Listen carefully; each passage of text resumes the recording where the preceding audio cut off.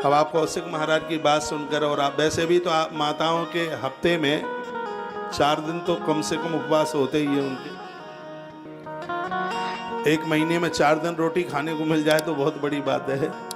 पर अब ये कथाएं सुन करके फिर दे उपवास, दे उपवास। शरीर काम करता है, बॉडी काम करती है, तो आप उपवास कीजिए। वैसे उपवास करने से ताकत बढ़ती है, इम्यूनिटी बढ़ती है।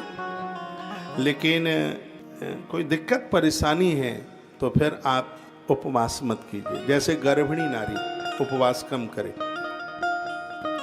उसके गर्भ में जो बच्चा पल रहा है उसके लिए बहुत ध्यान रखना है। ज़्यादा सीढ़ियों पर न चढ़े, ऊंची जगह पर न चढ़े, एक जगह पर ज़्यादा देर तक न बैठे, छाती के भर होकर के न सोए। ऐसा महात्मा कश्यप ने अपनी पत्नी दिति को ये कुछ बातें कही थी। गर्भिणी नारी रात्रि को जूठे मुंह से न सोए, केस खोल करके न सोए, पाम भिंगा करके ना सोए। वो दिति जूठे मुंह से सो गई थी, इंद्र घुस गए थे उसके पेट में, कथा आती है, पुष्कर में अनुष्ठान कर रही थी। तो गर्भिणी नारी के लिए कुछ बड़ी अद्भुत बातें कही गई हैं।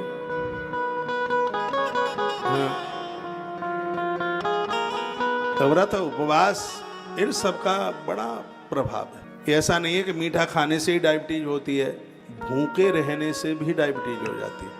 आप पूरा दिन भर काम में लगी रहती हैं, नाश्ता 2 बजे करती हैं, भोजन तो छूट ही जाता है, घर के काम ही इतने होते हैं। खूब खाओ पियो, पति जावे ऑफिस लग जाए काम में, पहले खूब आलती पालती मार के 5-4 पराठे सटकाई दो और काम बाद में।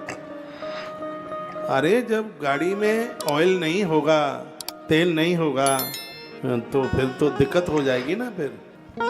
इसलिए उसका ऑयल भी तो पूरा, उसकी खुराक पूरी होनी चाहिए, पूरी खाने पीने का ध्यान रखें।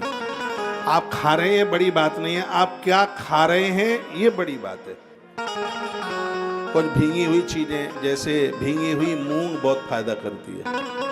एक बात और मैं कहूँगा, जिनका शरीर ज़्यादा लटक गया है, जिनकी बॉडी में ज़्यादा घाव होता है, या जिनकी चमड़ी जिसकी ज़्यादा, यानी वेट ज़्यादा बढ़ रहा है, तो वेट को लॉस करने के लिए हमारे आयुर्वेद में बहुत अच्छी बात कही गई है। 1 गिलास पानी खूब गर्म कीजिए उसको, और आधा चम्मच उसमें हल्दी छोड़ दीजिए, उसको फेंट के पी जाइए, और 8 दिन में देखिए आपकी चमड़ी कैसे बाथरूम के सहारे गल गल के, पिघल पिघल करके निकल जाएगी। शरीर की ताकत बढ़ेगी। गर्भिणी नारी न ले इसे। हल्दी स्वास्थ्य के लिए इतनी फायदेमंद है।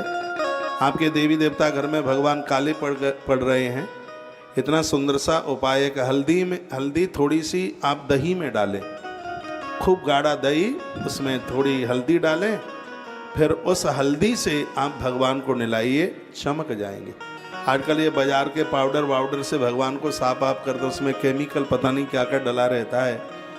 हल्दी दही में मिला करके आप ये काम करें, तो हल्दी तो बहुत ज़्यादा ही प्रभावशाली है वह है। तो अपने स्वास्थ्य का ध्यान रखिए। तो उपवास, ध्यान, जप और दान, इन 4 की बड़ी विशेषता। ध्यान रखना, ध्यान करने से मानसिक पाप समाप्त होते हैं, जप करने से वाचिक पाप जो वाणी से हुए हैं वो पाप समाप्त होते हैं, व्रत करने से शारीरिक अपराध समाप्त होते हैं, और दान करने से धन कमाने वाले अपराध हैं वो समाप्त हो जाते हैं। तो कोई न कोई तो व्रत होना चाहिए ना, कोई न कोई नियम हो। ऐसा नियम लो, जगेंगे तो धरती माता को रोज प्रणाम करेंगे। ये भी नियम ले सकते हैं कि चाय दिन में 1 ही बार पिएंगे, है? ये भी नियम ले सकते हैं। भोर में जल्दी जागेंगे, नियम ले सकते हैं। धरती माता को प्रणाम करेंगे, ये भी नियम ले सकते हैं। सास माँ से कभी नहीं लड़ेंगे, ये भी नियम ले सकते हैं।